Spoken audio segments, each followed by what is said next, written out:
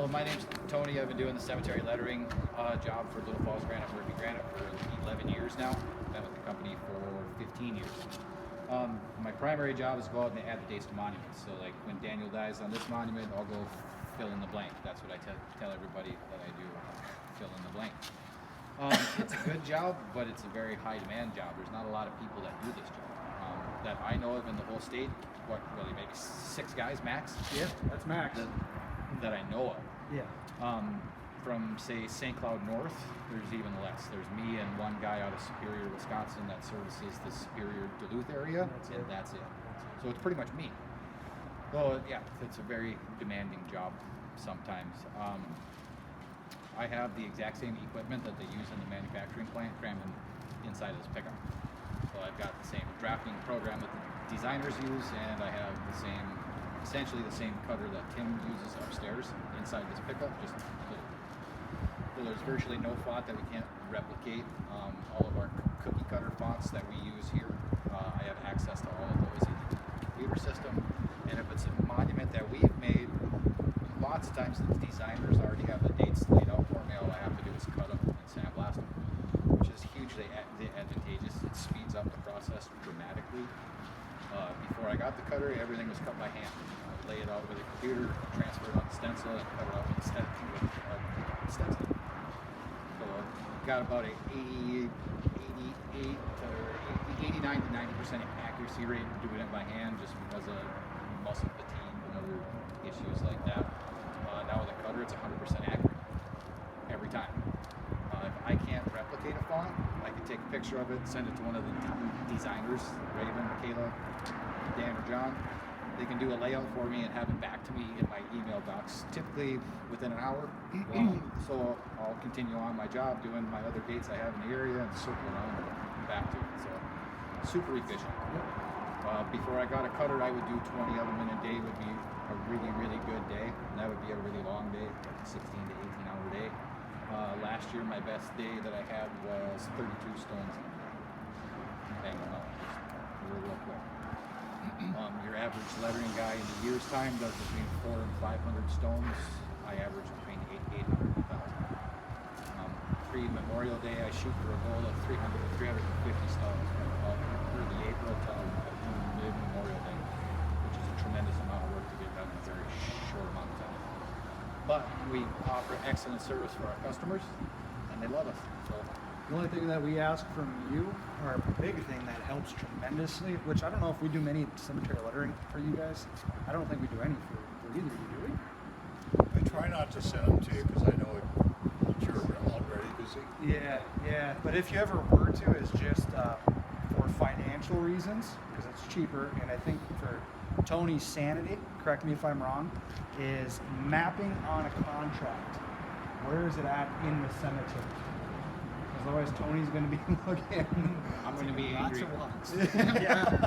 I'm going to be angry. And it's actually more expensive. No doubt about Because it. we have to pay Yeah. for time. Yeah. And it's just resource based. So it's a 25% upcharge if you don't give us a map or any directions on how to find something. If not, I'll make Yeah, and call a caretaker doesn't apply. Nope, and you can't tell me next to spouse you're not going to get credit for giving instructions.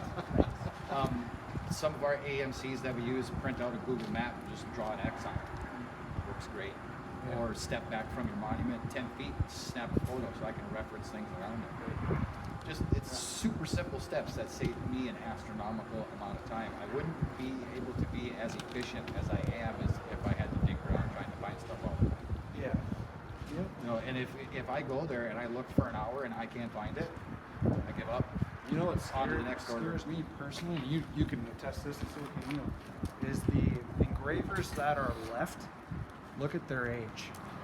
Meaning they're going to retire.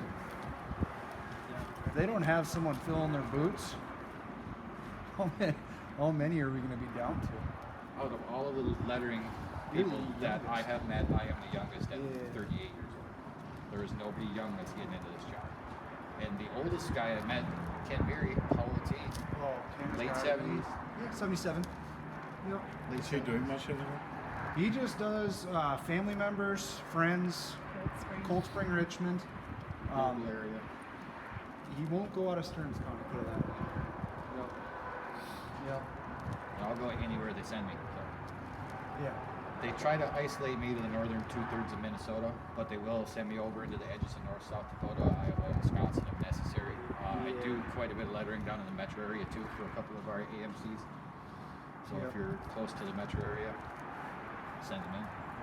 The more work I can get down there to justify more frequent trips, the better. Keep it efficient. Well, like right now, I only go down to the metro area once a month, once every 6 weeks tops, just because the workflow isn't there. International Falls, I only hit them twice a year, once in the spring and once in the fall. They can call and complain as much as they want. It's not the speed of the process, just it's not cost effective. Yeah, because the other factor too you always got to keep in mind is climate, weather. Yep. He's got to be able to, stencil's not going to stick in this stuff. No Yeah, way. so I've got a temperature window of about 35 above to about 90 degrees. Any hotter than that, stencil gets real mushy. It's hard to sandblast with. If it's colder than that, it doesn't stick properly. If it's too humid, can't sandblast. Dry sand and humidity do not work well together. If it's raining, I can go. Use silicone or sand? What's that? Use silicone or sand? Silica sand. Silica sand. Yep. Okay. And I only use that because I am outside. Okay. So how big of a spot can you cut? I know you were talking about that in the meeting, but like if somebody wanted to put a flag on, or how big can you cut something on your device? Is it My 3 or 4 cutter inches? is limited to 18 inches wide and about 2 foot long. If they want it done on site. If it's something bigger than that, I'll have them cut it here and I'll take it there. And if it's something even bigger or more intricate, then we do a pickup, bring back, engrave here. And sometimes it might even just be better off that way. It might actually cost less. A lot of it too Yeah. from a time standpoint. Exactly. So they figure out how many hours it's going to take me to blast something, and sometimes it's more cost effective to have them pick it up and bring it back. Okay. That's why when you get like from where we're at in Richmond, and up here, farmers, the age old, I want my boulder engraved. Yes. And then you tell them the price, and they're like, "Oh, it can't be that hard." It's like, oh, you'd be surprised. Engraving on rocks in comparison to monuments sucks, Sure. and I hate it. Yep. Boulders are like my least favorite thing. You have no idea where the material's going to leave. Yeah. Right. Yeah. It's like, oh, there it's gone. Yeah. Or if the stencil is even going to stick. Yeah. We get lots of calls, like Billy was saying, but as soon as you tell them how much, you're like, all right, thank you. Yeah.